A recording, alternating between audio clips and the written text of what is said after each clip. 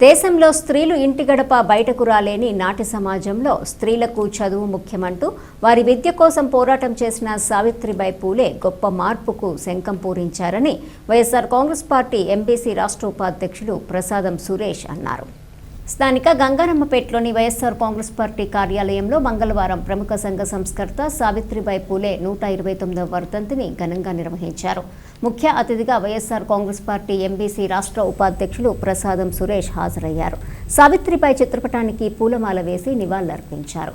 ఈ కార్యక్రమంలో పట్టణ బీసీసీఎల్ అధ్యక్షులు పెదలంక వెంకటేశ్వరరావు, రూరల్ అధ్యక్షులు కామాదుల కుమారస్వామి, రూరల్ యూత్ అధ్యక్షులు జశ్వంత్ యాదవ్, జిల్లా అధికార ప్రతినిధి కొడాలి క్రాంతి కుమార్, మల్లెబైన రాము, కుర్రా సీను, మైలా విజయనాయుడు, తాడిపైన ఎలమంద, భరణి శ్రీనివాసరావు, మల్లెబైన బాజీ, అమర్తలూరు శ్రీనివాసరావు, అక్కిదాసు కిరణ్ కుమార్, ఆర్ఎంపీ సుబ్రహ్మణ్యం తదితరులు పాల్గొన్నారు.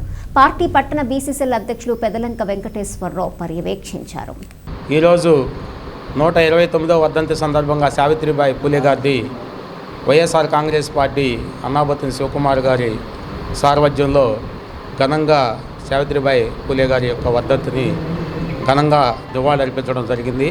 మరి ముఖ్యంగా ఈరోజు సావిత్రిబాయి పూలే గారి గురించి చెప్పాలంటే మరి బీసీ వర్గాల్లో అణగారిన వర్గాల్లో కుల మతాలకు అతీతంగా ఆమె చేసిన కృషి మామూలు విషయం కాదు. చిన్నతనంలో 9 సంవత్సరాలకే 13 సంవత్సరాలైనటువంటి పూలే గారిని వివాహం చేసుకుని ఆయన యొక్క అడుగుజాడల్లో నడుస్తూ చిన్న వయసులోనే విద్యాబుద్ధులు నేర్పించినటువంటి పూలే గారు భారీగా సంస్కృత స్థానం కల్పించి మొట్టమొదటి ఉపాధ్యాయురాలుగా ఆమెని తీర్చిదిద్ది భారతదేశంలో మహిళా ఉపాధ్యాయురాలుగా వెలుగొందినటువంటి వీర మహిళ సావిత్రిబాయి పూలే గారు.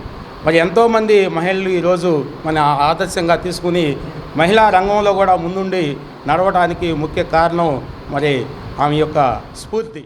పూలే గారి భార్య అయినటువంటి సావిత్రిబాయి గారు ఆమెనే ప్రథమ ఉపాధ్యాయురాలుగా ఏర్పాటు చేసి ఆ గూడెల్లోనే కొంత వెనకబడినటువంటి స్త్రీలందరినీ ఒక చోటక్కడ కూర్చోబెట్టి వాళ్ళందరికీ విద్య నేర్పి విద్యతోనే తల్లి విద్యతో ఉండే కుటుంబం అంతా బాగుపడుతుంది అన్న ఉద్దేశంతోనే ఆడవాళ్ళకి మరి ముఖ్యంగా బీసీలకి వెనకబడినటువంటి వాళ్ళకి ఎంబీసీలకి వీళ్ళందరికీ విద్య నేర్పి విద్యతోనే ఎంతో ఉపయోగపడే విధంగా చేసినటువంటి మన సావిత్రిబాయి పూలే గారి యొక్క నిమ్న కులాల అభివృద్ధి కోసం ఏదైతే మహిళలు విద్యావంతులైతేనే ఆ కుటుంబం వెలుగొందుతుందని తద్వారా సమాజం దేశం బాగుపడతాయని గుర్తించి జ్యోతిరావు పూలే గారు అతి చిన్న వయసులోనే సావిత్రిబాయి పూలే గారికి వివాహం అయినప్పటికీ విద్యని నేర్చుకొని ఆ విద్యను 10 మందికి పంచడంలో సమాజంలో ముందుండి సమాజాన్ని ఈరోజు స్త్రీలు విద్యావంతులై ఇన్ని అవకాశాలు పొందారంటే ఆ రోజు ఆమె వేసినటువంటి ఆ బీజం ఇవాళ ఫలితాలను ఇస్తుంది. కాబట్టి సావిత్రిబాయి పూలే గారి వర్ధంతి సందర్భంగా ఈ రోజున బీసీ సంఘీయులందరూ కూడా ఈ రోజున పార్టీ ఆఫీస్లో ఆమెకి ఘనంగా నివాళులర్పించడం జరిగింది.